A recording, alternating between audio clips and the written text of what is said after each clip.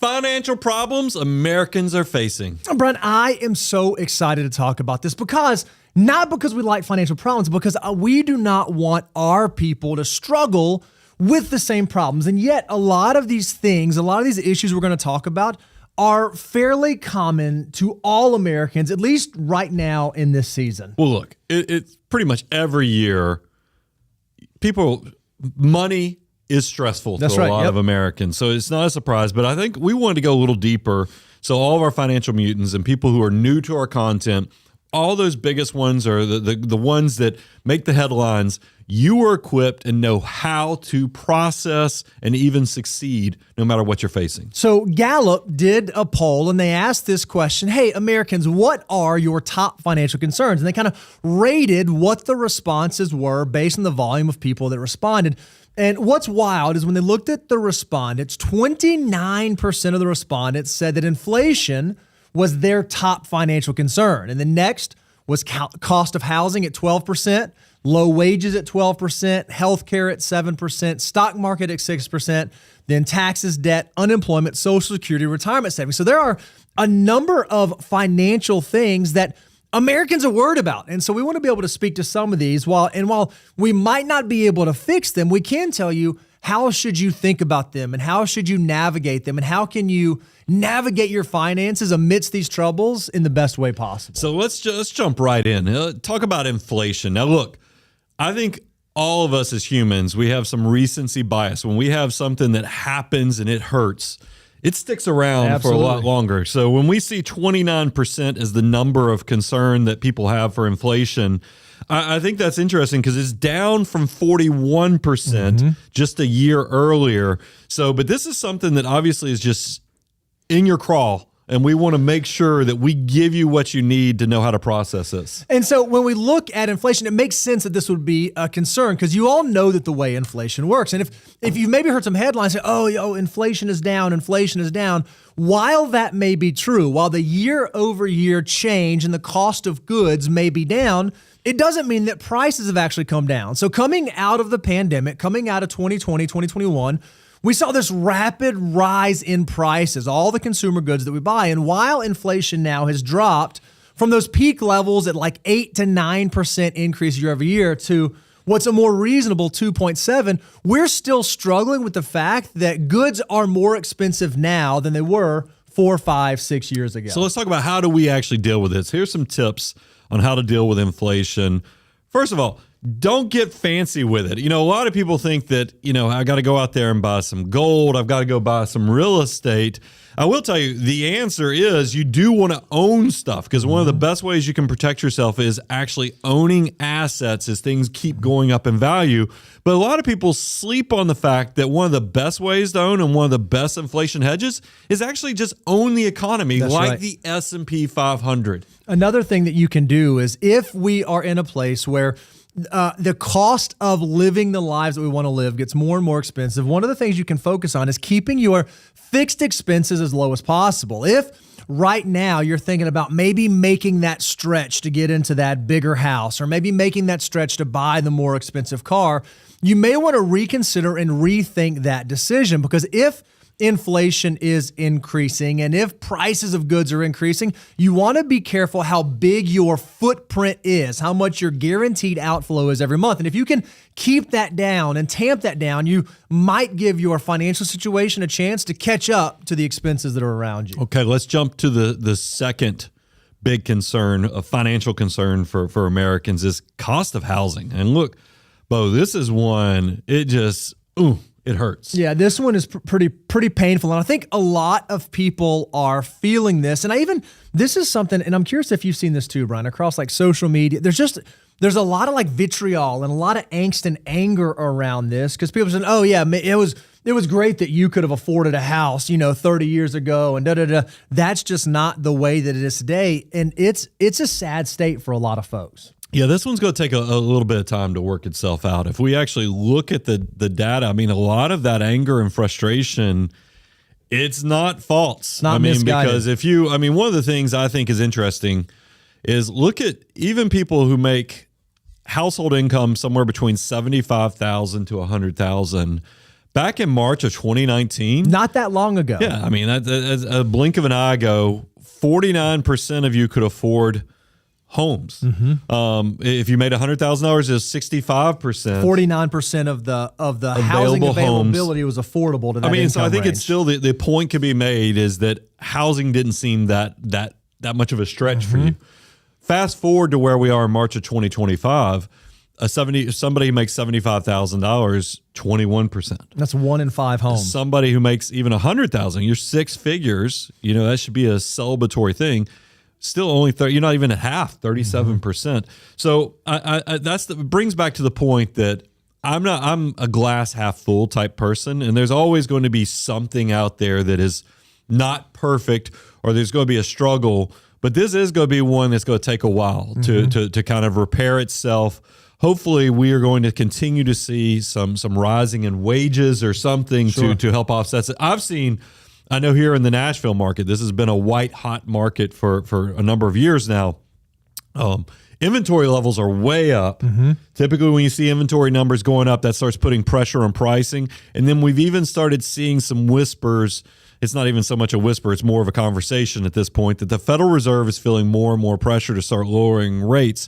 So if we can think about affordability, wages going up, inventories up, putting pressure on housing, and potentially interest rates going down, I at least like knowing that maybe tomorrow we see some better opportunities. But if we're in this moment right now, and while there could be some reprieve coming, what are the tips right now in terms of how to approach this? Well, the first is, if we think there might be some reprieve, or if you think that your financial situation might be changing, it's okay to wait to buy a home. I think a lot of folks feel this pressure. I got to get in a home. I got to buy a house. I got to buy a house. That's the next thing.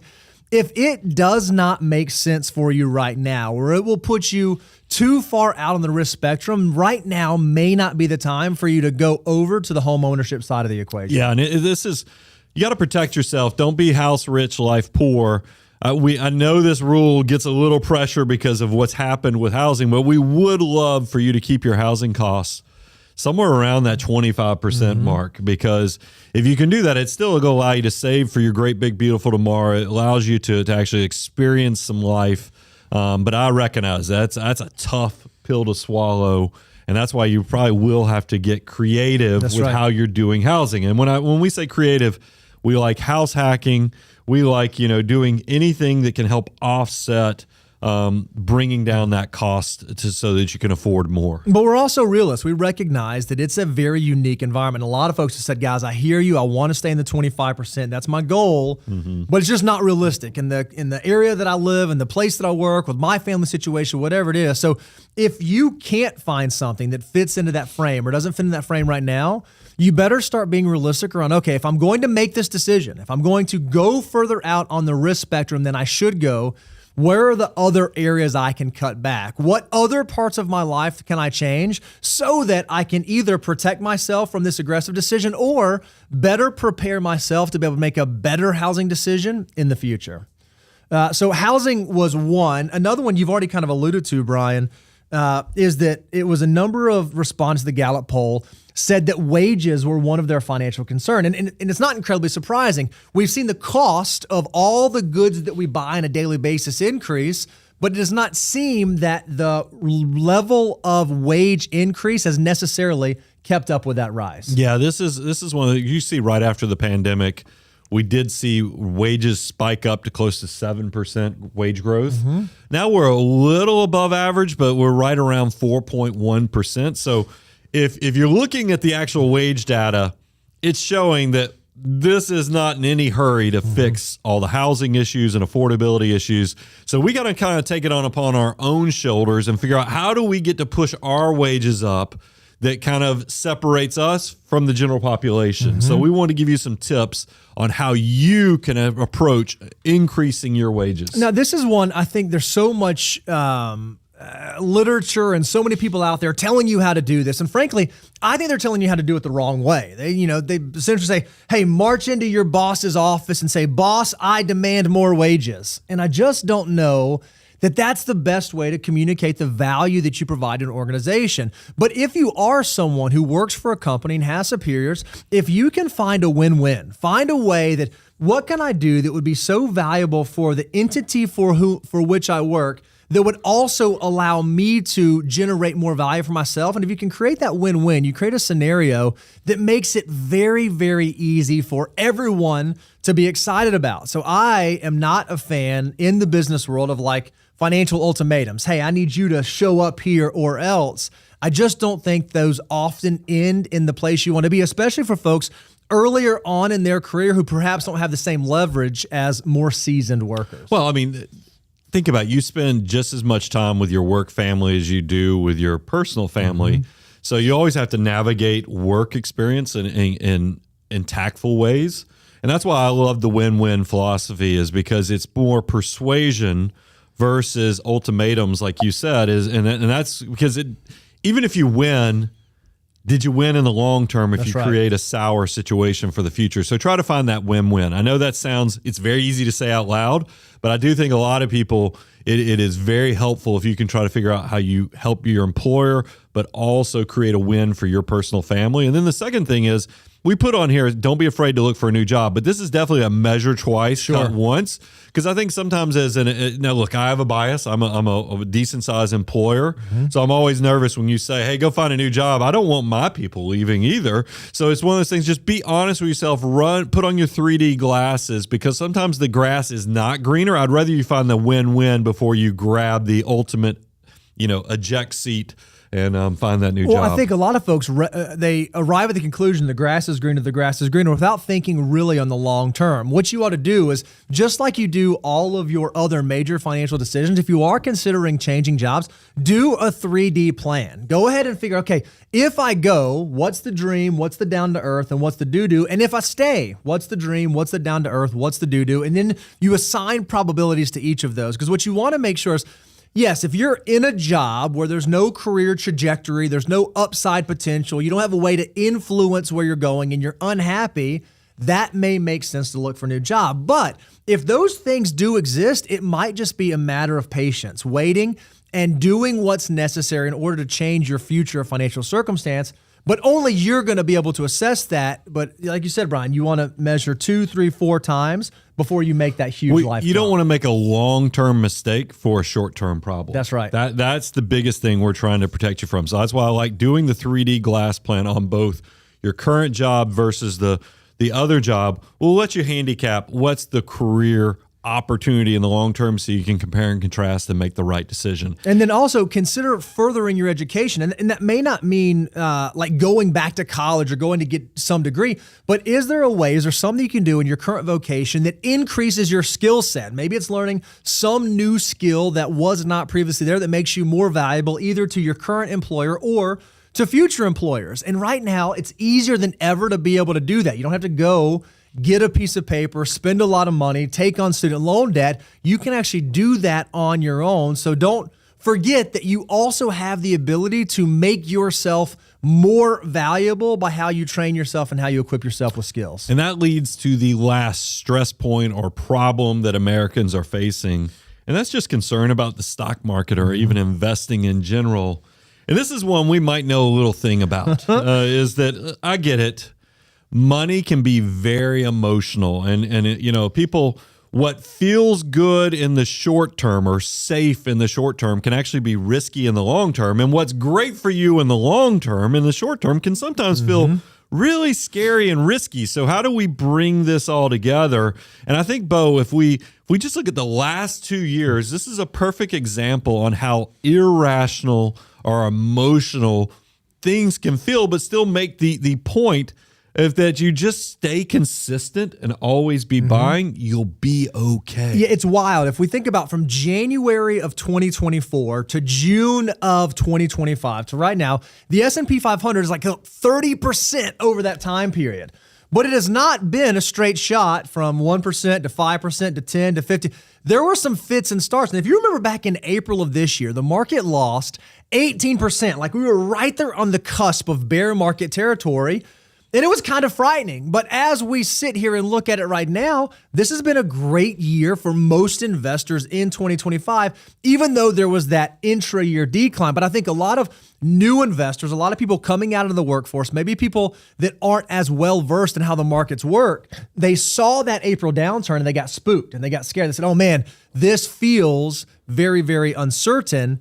But I don't think it's quite as uncertain as they think. I mean, this is something that everybody needs to understand. Historically, markets recover in what's called a V-shaped recovery. And that's what you look at these illustrations, right, you can see the V's and the fact that that's why it's hard to time it, because you have to not get it right once, you have to get it right twice, is because even if you miss the downturn, a lot of times you miss the recovery and you didn't really do yourself any good. So be careful. We want to give you some tips. Here's the part we want everybody to know. Investing doesn't have to be a gamble. If you create a good investment plan, it will serve you well before, during, and even after the next market volatility moment that you'll have. It's just that's why you have to create a plan, triage your personal finance situation, and let your investment plan actually reflect who you are and what your goals are. And it's not a gamble then. It's more of, this is what I have to do to create success. And when it comes to investing, it's not a short-term endeavor. We just showed you the S&P 500 over the last 2 years, not even 2 years, over the last 18 months, 2024 and so far this year. That's a short timeline. Even if we would have gone 2, 3, 4 years, that's a short timeline. When you put money to work, when you invest in risk assets, we want you to have a timeline of at least 5 years or greater. And if you can think about the money in those terms, it doesn't matter what the market's doing this day, this month, this quarter, or even this year if you have a long timeline. So recognize that when you're putting your money to work, it's a long-term endeavor and you need to treat it as such. And that leads to the last thing. We say this a lot because I think it's worth an echo just so you get the perspective just kind of pushed deeper into who you are and what you do with your money is when in doubt, zoom out. Guys, people, we just told you there's lots of fits and starts with things and there's lots of volatility. It's scary. Every year the markets probably go up or down and have intra-year changes of close to 14, 15%. But if you just can understand and know what you expect out of your assets and know historically, look, markets make, especially if you're looking at the S&P 500, somewhere between 9 to 11% That's right. on average. It will give you the perspective to understand when in doubt, zoom out, always be buying, and your future self will give you those happy, sloppy tears because you've done the hard work and building your great, big, beautiful tomorrow. Happy, sloppy tears. You heard it here first. It's true. Sloppy tears. Anybody, when we do our millionaire surveys, if you think about how often our audience and our clients will tell you, these guys are right. If all the things that I was scared about, if I just stayed consistent, I made it automatic for the people through automation and just taking a little bit today for that great, big, beautiful tomorrow, you'll wake up one day and be like, holy cow, this worked. This slow process has created a tremendous opportunity and wealth for myself. And Bo, I did it by accident, but I still think it's worth mentioning. I said the word survey. What should that, stir up with the audience? If you have not, you absolutely should take the Money Guy Financial Mutant Survey at moneyguy.com/survey. Because what we want to know is what does your financial life look like? How do you approach financial decisions? How are you building your great, big, beautiful tomorrow? And right now, We have the survey open. I think it's open till next Tuesday. I think we have one more week. One more week to go to hear from you so that we can begin compiling this data. And we want to show you not how the average American looks, not how the average person looks, but we want to show you what do financial mutants look like. But we can't do that without your response. So if you've not gone out and taken the survey, go to moneyguy.com/survey and make sure you get those responses in, because we have some dynamite content that's going to come your way. We've already got some ideas of some different ways that we're going to be able to slice and dice this to hopefully show you that there is a better way to do money. And a lot of you are doing money better right now. We can't wait to share that. Well, I think it's interesting. Last Friday's show drop was actually our survey on our millionaire clients. I'm super excited because this year we're planning on creating multiple shows off of your survey data, because I think there's going to be some opportunity to compare and contrast from our millionaire clients to our financial mutant audience. It's just going to be, I'm excited. I mean, because it lets us really use you guys to kind of compare and contrast and show what creates success and how financial mutants are just wired differently. And I love, because it also creates a connection with our audience on this too. Yep. I love that we get to do this. I love that we get to sit in this spot. Look, and we started the show by talking about there's all kinds of financial stuff out there that you can be worried about. And what we hope we can do is be the voice of reason to say, okay, yeah, while there are uncertainties out there, it doesn't need to cause confusion. It doesn't need to cause chaos. We want you to be confident in your financial future. So much so that every Tuesday at 10 a.m., we sit right here and answer your questions. So right now, if you have a question you want us to weigh in on, we have the team out in the wings collecting those. So make sure you get them in the chat so that we can load you up. With that, Creative Director Reby, I thought about changing it. That's me. Creative Director Reby, I'm going to throw it over to you. Would have liked to see what you would come up with. But for now, we'll go to Nellie B's question to kick us off.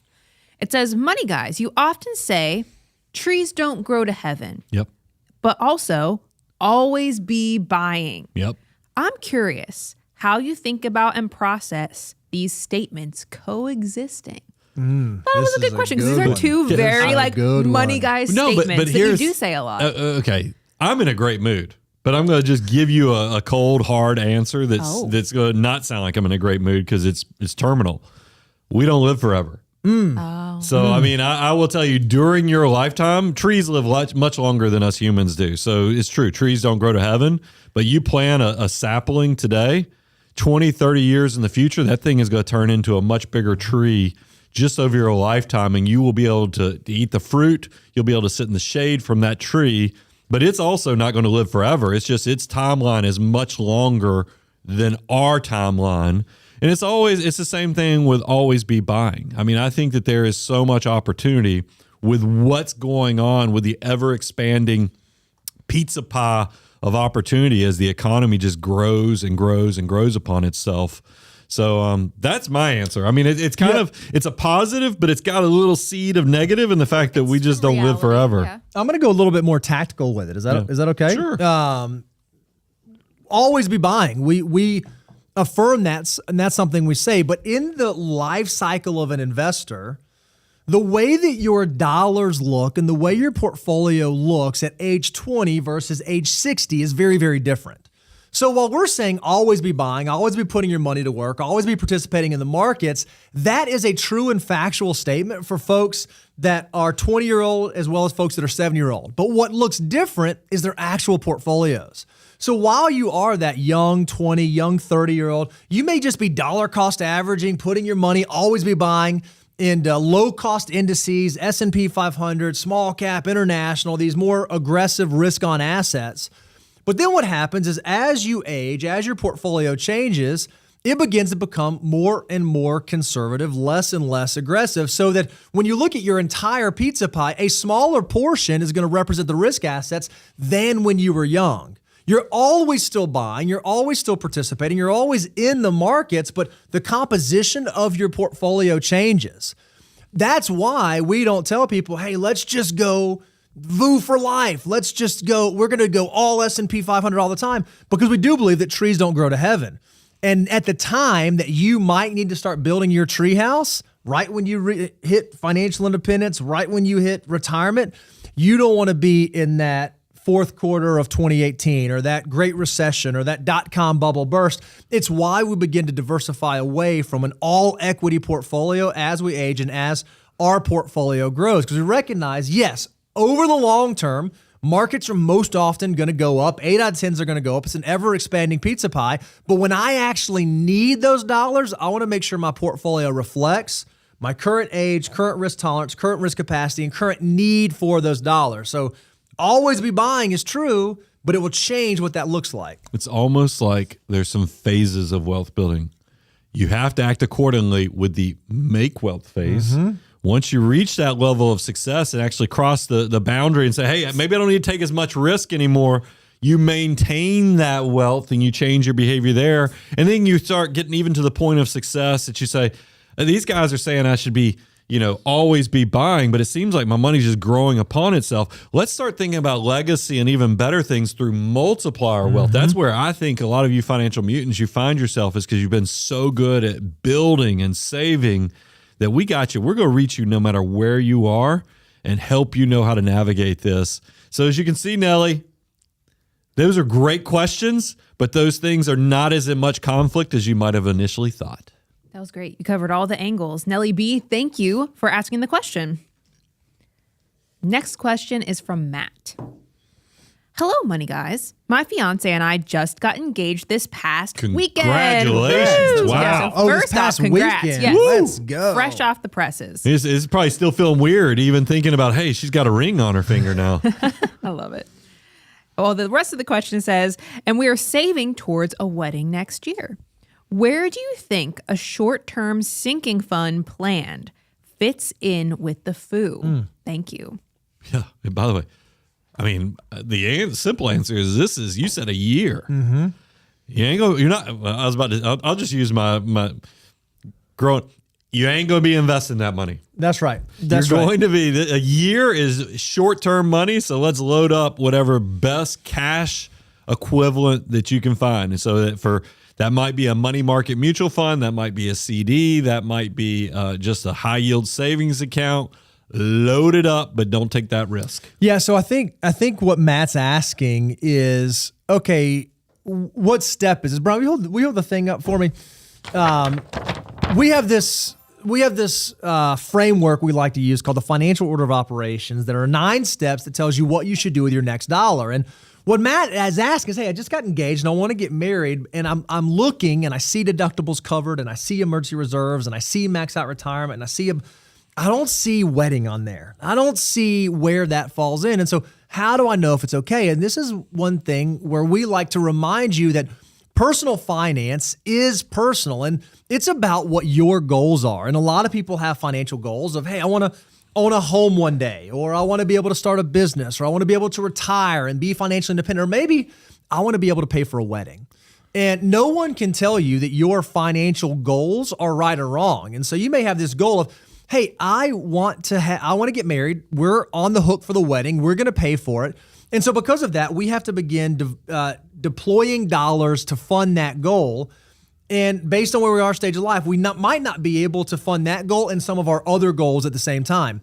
That's okay. You just have to understand that there's an opportunity cost, there's a trade-off, and you want to make sure you keep yourself in check. So when there are life goals like getting married, buying a house, starting a family, those are not specific and unique steps inside the financial order of operations. In our experience, they're riddled all throughout the financial order of operations. What you have to decide is, how can I make that decision? What steps do I need to be able to make that decision? And then once I've got my plan, my path in place, or once I move past that goal, once I get married, have the kid, change the job, whatever that thing is, how do I get back to the big goal that I have of one day being financially independent? And the financial order of operations is the tool and mechanism that allows you to continue moving towards that goal. And that brings it to the point that it's really a bolt-on to probably step number 4, emergency reserves. This is going to be a sinking fund that you attach on top of, and go ahead and do an analysis, 3 to 6 months. Where do you fall on this? Try to protect so you don't start making crazy decisions, getting way out over your skis. But then I'd probably add the sinking fund to step 4. And then that leads to, I'll give you some Uncle Brian advice. I've been married for over 27 years now, is that, look, the real celebration of marriage is actually the marriage. This is just your celebration to let your friends and family be part of it. I barely remember my wedding because you're so busy running around shaking hands and making sure everybody's comfortable that don't get crazy with your budget. If you're self-paying for this, if there's not an already existing sinking fund from family members and other things because you're having to bootstrap this yourself, be realistic on what type of wedding so that you actually get a moment to celebrate this life together versus the burden of carrying a bunch of debt or other decisions for a 24-hour cycle that hopefully will create great memories, but doesn't create a legacy of just battles and struggles because you overstretch. Because I think most people would tell you they want to celebrate you. It's the relationship. It's like a lot of things in life. Happiness doesn't have to be expensive. That's right. It just needs to be purposeful. And so don't go out there and let the consumption society we live in put you in some false mirage that creates a legacy of struggle for you and your bride for the coming years, because it's more of the marriage is the important thing. This is just the ceremony or the celebration for your friends and family. I am completely in agreement with you on that one, Brian. Very good conversation. And congrats again to Matt and your fiance. We hope that this next season goes well and that gives you some things to think about as you start saving up. I will say, I'm okay with people spending decent sums on like good photographers. Let your bride feel as comfortable and happy with. You don't have to get crazy with the dress, but at least make sure she's comfortable. But some of the other stuff, cut budgets as much as possible. That was very specific. I like that. Those are things that are important for Brian. I mean, I'm not the brides, but I'm just telling you things I see. This is a hot take, and I want to see if you agree with this, Rich. Okay. I do not remember the place setting for my wedding or for a single wedding I've ever gone to. Like, the centerpiece, like the thing they put in the middle of the table. People care so much about I don't remember. And I remember that being such a big deal. And my wife spent so much time fretting over the flowers, and I can't even remember the flowers. I couldn't tell you anything about it. Yeah, I'm into that stuff enough, but people were surprised. Like I would almost get in a little trouble for not caring a lot. But Bo is not wrong. But and I know we can cut this off whenever it gets cut up. But Bo he had to bootstrap his wedding in a lot of ways. And I thought y'all had a great wedding. Oh, it was awesome. I mean, it was incredible. Awesome. So it's back to my point, one of the most fun weddings I've ever been. Outside of that, I was in Bo's wedding. The only thing I ever pick on him about is that the shoes that he made all of us groomsmen buy were these little. I have very wide feet. This is why I'm a great swimmer. If y'all haven't ever heard me talk about that, but these little Van shoes that he made us buy were so thin that my feet hurt all night. Here was my take. Since we're going to go on this tangent. It was in a season where all my buddies were getting married. We had to keep renting these tuxes, and you spend all this money renting this tux and you take it back, and I'm like, no. I want my guys to have stuff that they can actually use. So we bought suits. They were not expensive, but they were good looking. You could wear them to whatever. And I was like, well, my guys don't need dress shoes. So let's go with some some casual shoes. White Vans. They were just Vans? white canvas Vans. Yeah. Because I wanted my people to be able to wear them other than just in this one event. Like if you're going to spend money on this thing, I want you to be able to get some use and utility out of it. And so that was our stretch. Here's one other, since this is where we're going with this. I enjoyed the tastings for the wedding. You do this thing. I'm come try all this and come try. I got to eat way more food during the tasting than I did in the actual wedding. And it wasn't even hot when I got it at the wedding. And anybody that tells you about cake being good after a year, they're lying to you. Eat a bunch of it the night of. Your guests will remember the food, though. Their guests will remember the food. They're going to remember the food more than some of the by the frilly way, wedding stuff, cake, right? be careful. Don't go crazy with the fondant. Fondant doesn't taste good. I know it's pretty. We're getting so specific. But let your cake have buttercream on it. I'm sorry. Man. That's the wedding participant. That's the person who eats wedding cake. I've been to a lot of weddings. By the way, a lot of people now, all the conspiracy theories that because you see comments say, do those two even like each other? They're probably he was in his wedding? Mm-hmm. It was in my wedding. We lived together for a season. That sounds a little Bert and Ernie. No, it was the whole family. It was communal. It was awesome. Oh, you guys are funny. All right, Matt, you got a little extra for free. You can do with that what you will. Hey, after the next question, I have another sidebar, but we probably need to do one more question. It's not about the wedding, but just give me a placeholder. Do you want to write a note so you don't forget it? He's going to do it. Oh, because I want him to. I don't want him to. They don't know what I'm going to say. All right, well, let's move on to another question. We do have a lot more questions in the hopper. We're only 2 in, Brian. Keep this thing moving. No, it's all right. Rock hopper is the next question. It says, how long... Sound like a cricket? Sure. That's what it makes you think of. Okay. No, that's somebody who's probably... Okay, mountain climber. I'm sorry. We'll keep going. Yeah, okay. Rock hopper, you can let us know what your username stands for if you'd like. Could be interesting. His question says, how long should we save receipts before seeking reimbursement for our HSA? In 20 years, is 20 years too long to wait? Is 5 years too short? Somehow I can already hear Bo saying, it depends. Well, I'll let Bo, but you remember, was it Braveheart where he's like, hold, you know, and it was something like until you see the whites of their eyes or whatever. I feel like this is one of those, because it's definitely going to be a depends, but it's also until you see the whites of their eyes. Go ahead. I'll tell you, I'm going to tell you how, because I've thought a lot about this, because I keep getting this question. So I've really tried to like spend some time thinking, okay, what am I doing? How am I approaching mine?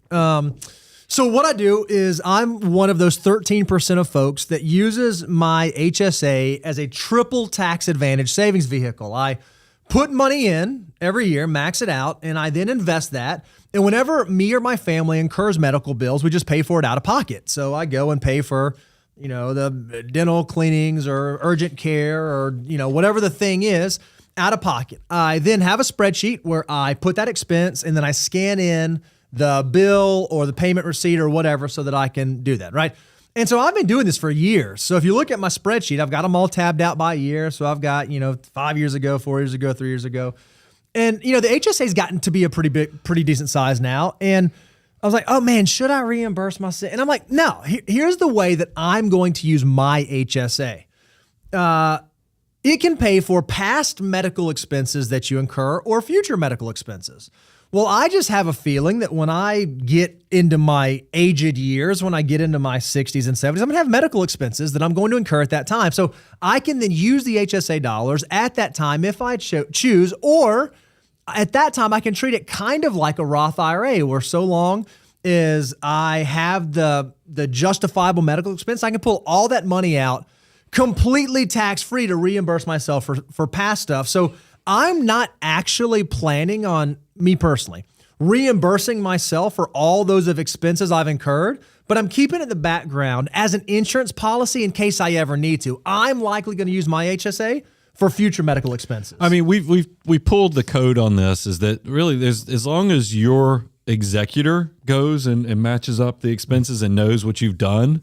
I mean, the ultimate thing is death, but that's not what I'm telling you your timeline is. I'll give you an example. I had a client recently that's retired. They're built a new house in a new part of the country that they were moving to. And it was the HSA, which was the easiest place so they could pay cash for their house. We were able to go reimburse for all these years that they had been saving in the HSA. And it was a big part of that. There was multiple accounts that went into it, but the HSA was one of those accounts that they were able to get access to for the cash, to pay cash for the house so it'd be mortgage free in retirement. I thought that was cool. So it is the personal, impersonal finance. It's going to be different for everybody. I think a lot of people are kind of thinking this will be earmarked for retirement for the future. But I mean, it can be used for other parts. That's the cool thing with this planning, is that it lets you be a choose your own adventure with the entire process. And you made a great example of the client, because I'm thinking it's a beautiful little slush fund to have. Like I've had clients where they were, right there at the cusp of the 0% capital gains. Yeah. And I'm like, you know what? Great. They needed some sort of distribution. Okay, let's take it from the HSA. It's not going to hit your tax return. You can still stay 0% capital gains. Really creative with your tax planning. Medicare surcharge. Yeah. Oh man, I need a little bit of money. Let me pull that taxability of Social Security. Like all these different things. If you have a well-funded HSA, it allows you to legally manipulate your income to make sure you stay inside the threshold you need to stay in. So it's just this beautiful. It's like the Swiss Army knife of financial accounts when you get into retirement, when you get into financial independence. Yeah, I mean, and just to remind people of why, and I think we take full credit for this number went from 4%. We're financial mutants who let this money. Now it's up to 13%. So more and more of you realizing the power of these health savings accounts. the big thing is understanding, and what I've loved seeing is, I mean, my HSA now has got like unrealized gains built up that are getting 30, 40% built into them. I start thinking about, man, how cool is it I'm going to be able to pull money out without even touching the original investment? That's basically going to be tax-free gains that I'm paying for stuff with. That's the exciting part of it. And that's why it's step 5 of the financial order of operations. Yep. That's great. Can I do my sidebar now? Oh, go ahead. Sure. I was just going to thank Rock Hopper for the question. That's it. Did he let us know he's a mountain climber, right? Not he did not say anything. Somebody did say that Jiminy Cricket. Rock Hopper was a type of penguin. What if a type of penguin? Oh, really? That's what somebody in the chat said. What if it's just like Dennis Hopper's younger brother whose name was Rock? His name's and Rock. it's just his last name. This was Rock Hopper, literally. Okay, that's a choice. That's an option. Well, we still don't know. It's a mystery. To me. Hey, so here's my sidebar. Rob Berger did a financial order of operations versus baby steps. I watched it. And I want to thank our financial mutants because you guys, Rob, look, Rob is one of those conference friends. Whenever we go to like FinCon or other things like that, we always, hey, Rob, give him a high five or a handshake, So when I got a little nervous when I saw Rob. I was like, oh, I think we're friendly with Rob. Is Rob going to be cool to us or not? So I think he did a good job with it. But there was one point of clarification. I was so proud of my financial mutants is because the biggest pushback that Rob gave to us was our savings goal of 25% of your gross income. And he was like, man, that seems way too much. Or I'm probably paraphrasing too hard on it, but if you're the creator of something or involved with it, you of course are a little more sensitive. But you guys rightly showed up and shared, hey, that 25% for most people, assuming your household income is less than $200,000, gets to include your employer match. And then the other thing that I didn't see in the comments, but I was sitting there, I was like screaming at the screen. If you go to moneyguy.com/resources, we have what you should be saving for retirement. And rightfully so. I mean, there it is. Our content team is so just smoking hot good at this, is that you can see if you retire in your 20s or if you start saving in your 20s, that number is well below 25%. Mm-hmm. But unfortunately, the sad reality of the world is most people don't start saving and investing for the future until their mid-30s. When if you go look at our chart, that slide rule that's backed up by the math, you can see you better get busy saving close to 25% if you want to still be in the green on replacing your current income in retirement. So I thought that was great. And then, and this is not to throw shots at Dave, but it's just to kind of put us on equal footing in some degrees. The 15% that Dave puts in his baby steps, he says exclude your employer match. So I think that puts us, the delta between those two savings goals is not as far as originally presented. Okay. Is that okay for my PSA? That's great. You did awesome. Would you have brought that up? Or are you like, what are you doing? No, that's great. Okay. That was great. 25%. Moneyguy.com/resources if you want to go download that How Much You Should Save resource and check it out. And thank you for the guy, all of you who said, hey, have you seen what's going on out here? So I probably wouldn't have, I like knowing what's going on. Now he has seen what's going on. All right. Next question's from Morbo the Turtle. It says, in the foo. Is that some cool thing that I'm supposed to know about? I don't know again. I need more pop culture references in my library when it comes to these names.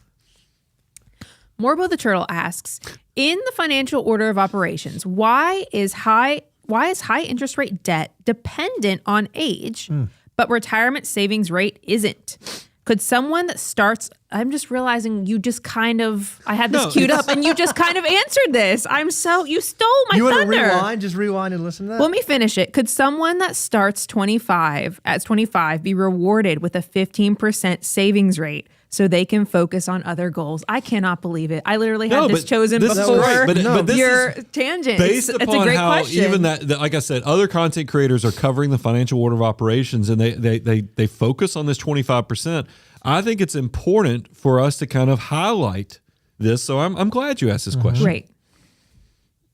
Oh, I thought you were just going to repeat yourself. No, I can start it off. So why does let me start with the first part. I'm going to let you handle savings rate because you just answered that so well. Let me talk about the high interest debt because it is one that we say high interest debt depends on your age. What's high interest for one person may not be high interest for another. That seems somewhat subjective, but the reason is because every financial decision we make has an opportunity cost associated with it. If I choose to do this, that means I'm choosing not to do this. Or if I choose not to do this, it means that I'm choosing to do something else.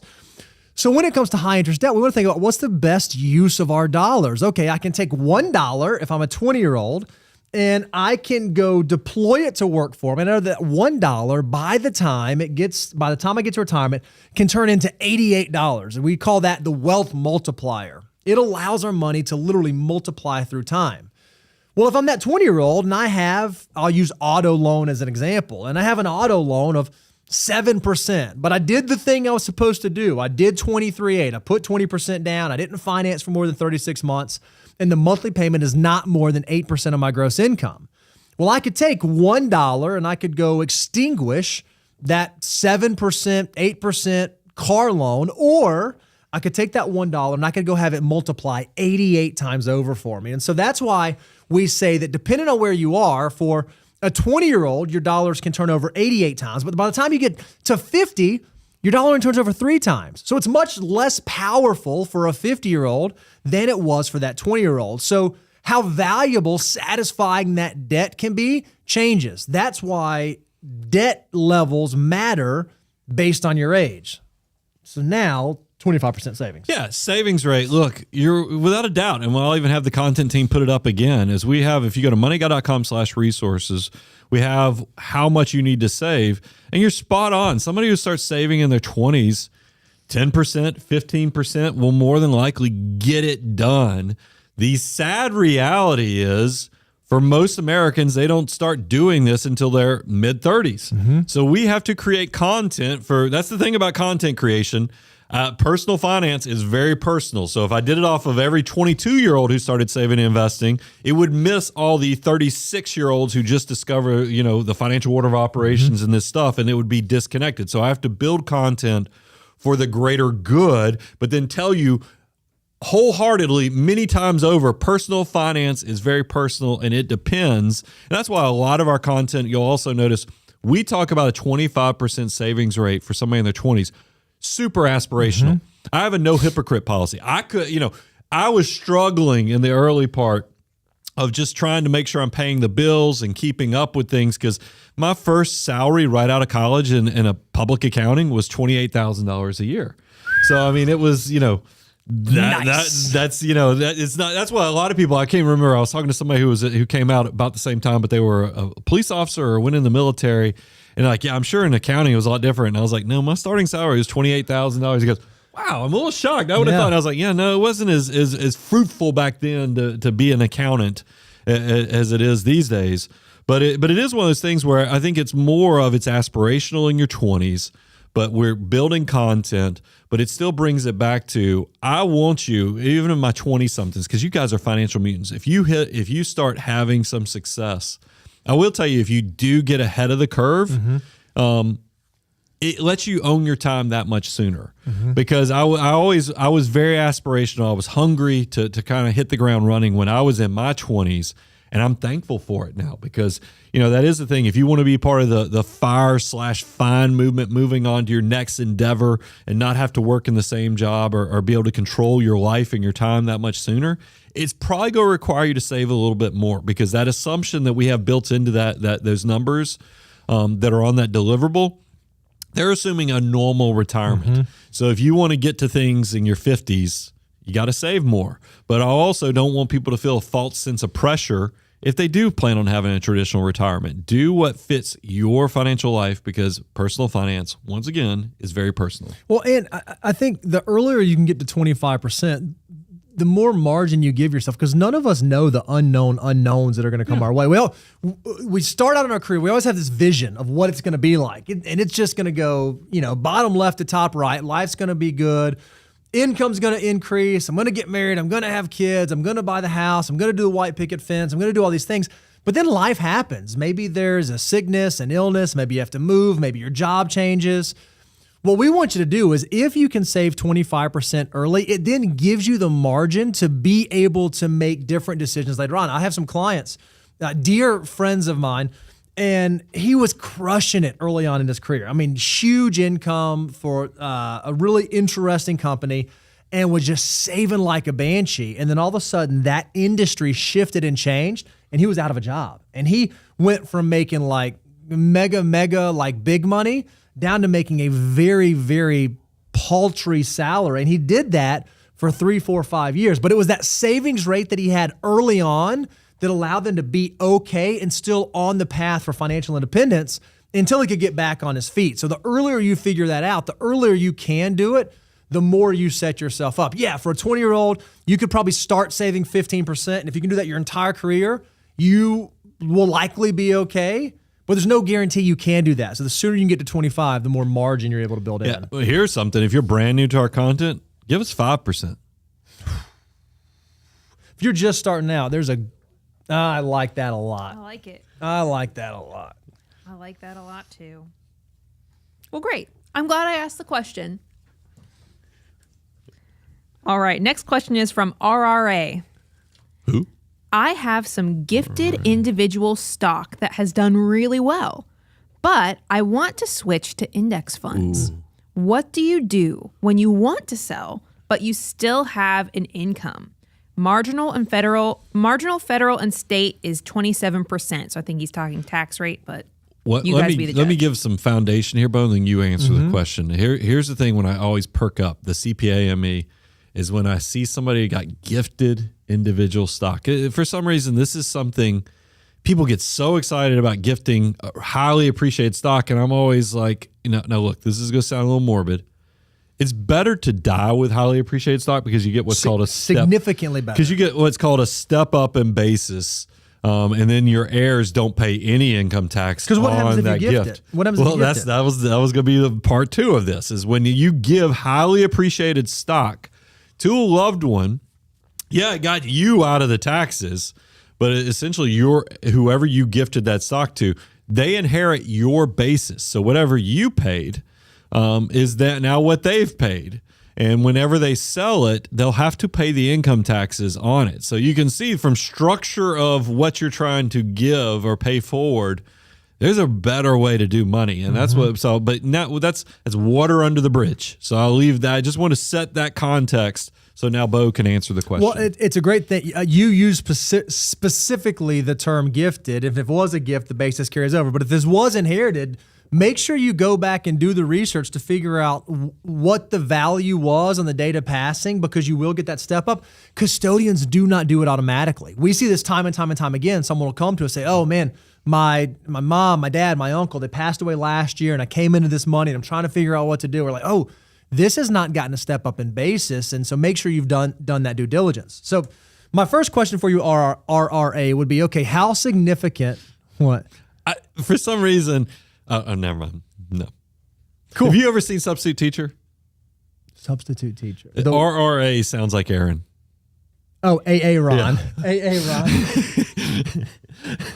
I don't know, it just makes me tickle. Sorry, I didn't mean to put that out there. So...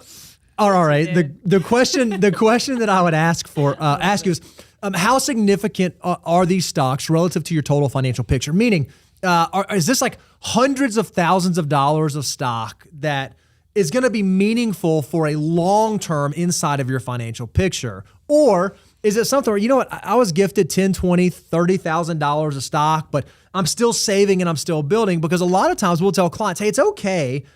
You may have this individual stock and it may represent more of your portfolio than you want it to, but rather than, if it's a good stock, if it's a company that you have confidence in, you think about like the names you've heard about that are like really great stock holdings long term, can I hold this? And then can I build my portfolio outside and around it? So as I'm dollar cost averaging, as I'm saving, as I'm doing my 25%, can I just grow my portfolio such that this stock represents a much smaller portion of my portfolio? A lot of times that is the solution. Now, if that's not the solution for you, and maybe this does represent a material part of your portfolio, there's a few things that you can do. One, whenever we hear highly appreciated securities, we think, okay, are you charitably inclined at all? Like, is there any sort of giving or gifting that you do in your financial life? If you do, using a donor advised fund is a great way to gift highly appreciated securities. You can open it up, you gift the highly appreciated security, you get a tax deduction based on the market value of the gift. All of the embedded gains get wiped away forever completely. So that is a solution. But let's suppose you're not charitably minded and you're not trying to give any of this money away. One of the things you might want to think through is, just like we talk about dollar cost averaging into the market or into positions, you may want to think through, okay, I've got this stock position. I'm in a 27%. I think he said marginal. Did he say marginal? He said marginal, but make sure you're looking at capital gains rates. There you too. go. Marginal tax rate is not what long-term investments are taxed at. They're actually taxed at long-term capital gains rates, which for most folks are going to be 15%. So think through, okay, if I were to sell this today, what tax would I incur? And do I believe reasonably that if I were to put this in index funds, the index funds would perform better than the individual stock to compensate me for the tax that I paid? Or if I'm nervous that the stock might go up because maybe it's one of these high-hitting big names that's been doing really well, maybe I just dollar cost average out of that position, dollar cost divest systematically over time, monthly, quarterly, annually, whatever that may be for you. So that way you remove the emotion from the equation. Good job, Bo. Good job, Bo. Dude, it's so funny. And I knew it would happen. As soon as he referenced that, the chat just went wild. What?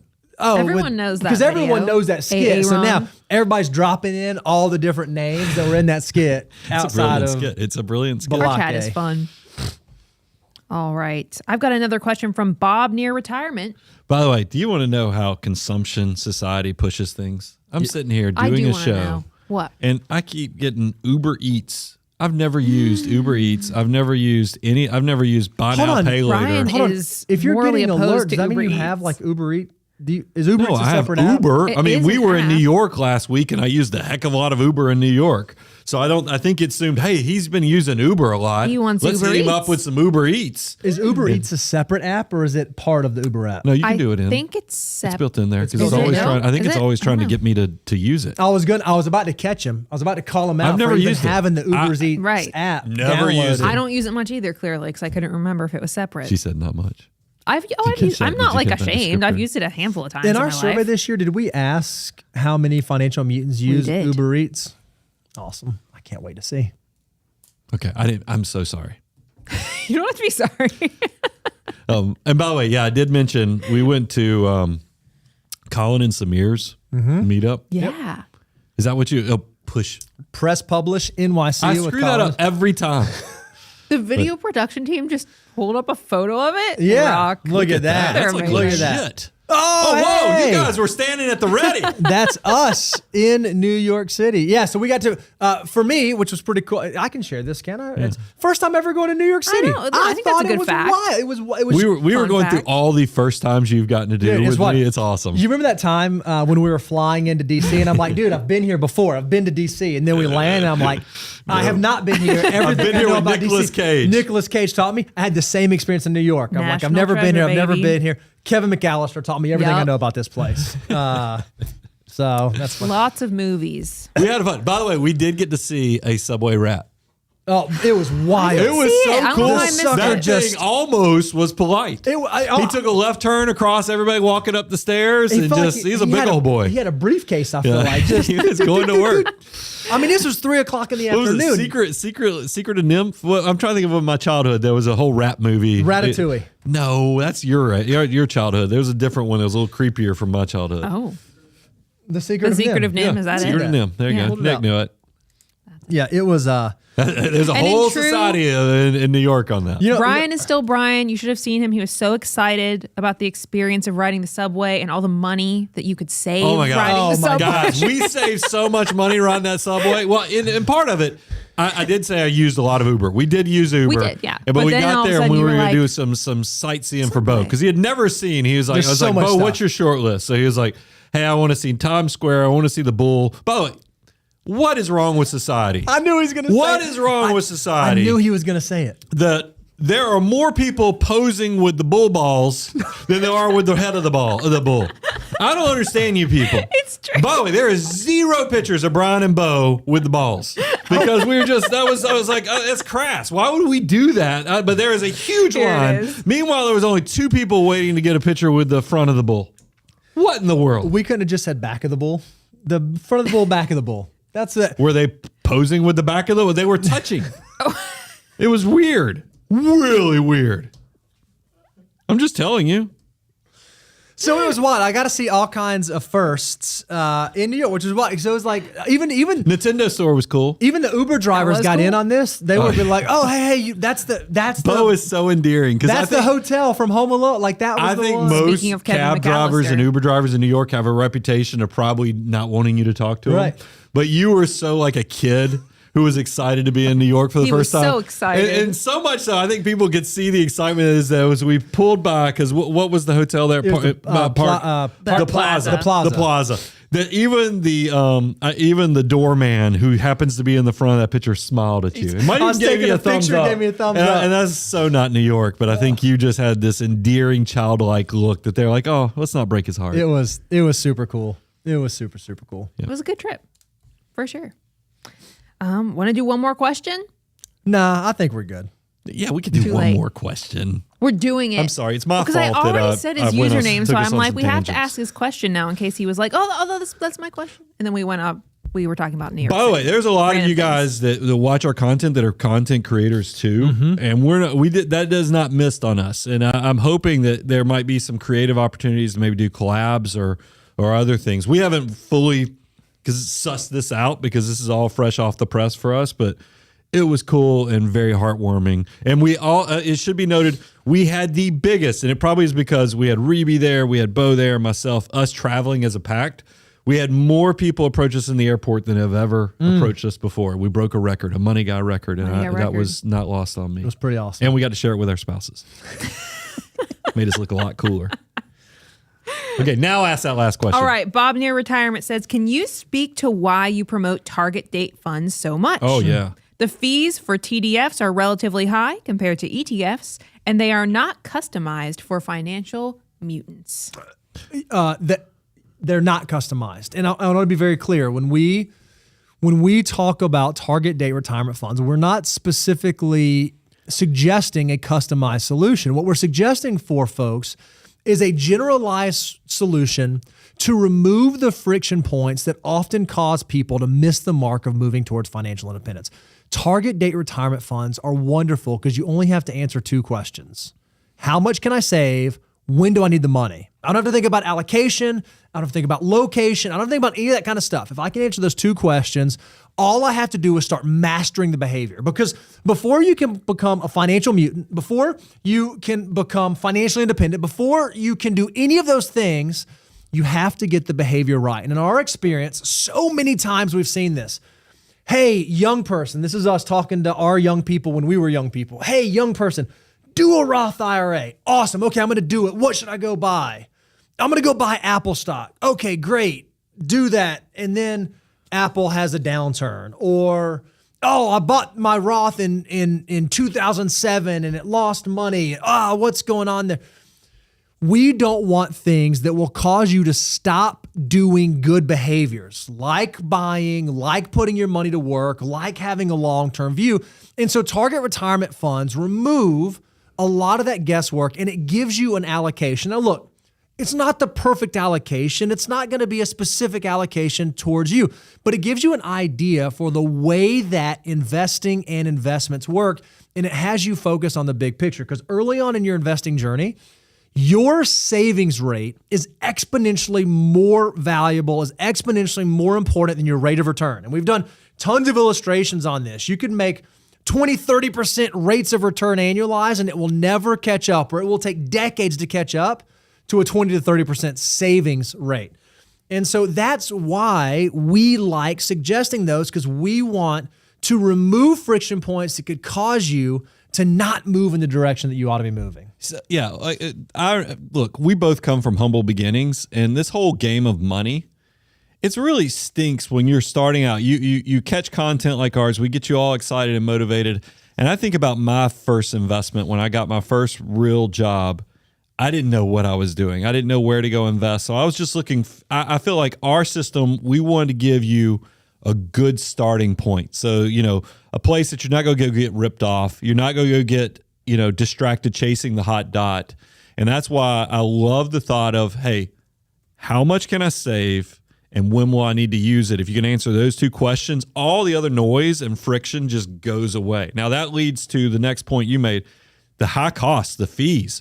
Well, guys, I'm glad we get to defend this, is because we are very specific on this. Without a doubt, target date funds can have high expenses. But that's why if you listen, we're very prescriptive. We say, hey, we want you to go look at indexed target retirement funds, because guess what happens when you put index funds into target date retirement funds? A lot of those fees just seem to wash off because now you're not paying all the managers and all the other stuff. Index funds are very tax efficient naturally. So a lot of those fees come down. Then we even go a little deeper, because then people say, I don't like what the portfolios look like. They're too safe for me because I'm a financial mutant. Here's the thing. We tell you, if you want to go do due diligence, the biggest providers on the low-cost side of things, Vanguard, Charles Schwab, Fidelity Investments, all have index variety versions of their target retirement funds. You want some numbers? Because I literally looked it up right here. Yeah. This is random. This is not endorsed, but Fidelity Freedom 2040, internal operating expense of 0.12%, 2045. The Vanguard Target Retirement 2045, 0.08. These things are not expensive. They're pennies on every dollar that you invest. So the fees are not the thing. So all of you who say, yeah, but I don't like that this had 8% bonds or 12% bonds, go look at do your due diligence, do your work, go look at each of those age groups. And if you don't, they're going to have variation. They're going to have differences, even though they're using indexes, and choose the one that you think reflects what you're trying to accomplish. But I love, and look, there's a reason we're creating content for financial mutants who might be starting out. If you're a little further in your journey and you got a little more wisdom, I'm not going to get mad at you for having index funds. I'm just trying to make sure that the version of myself, if I had a tool like the Money Guy Show, what would have helped me?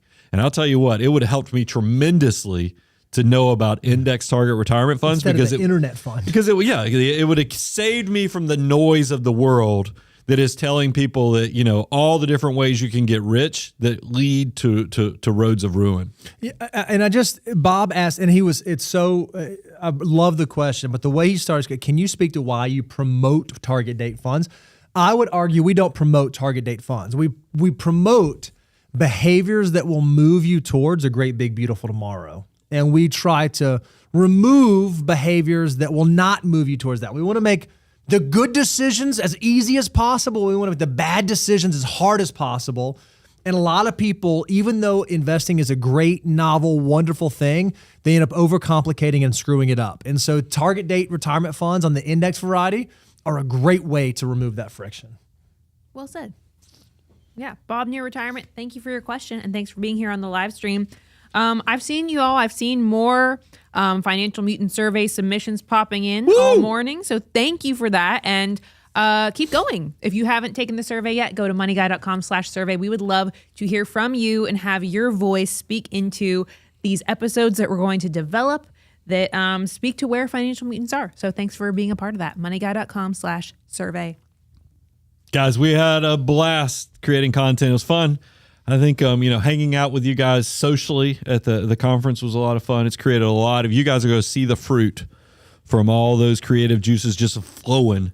So thank you for all of the support you guys give. Definitely go check out those surveys. We don't take that for granted, and you're helping shape the content because we truly believe there's a better way to do money, and you're a big part of that. I'm your host, Brian Preston, Mr. Bo Hansen, Reeby, and the rest of the Money Guy crew, Money Guy team.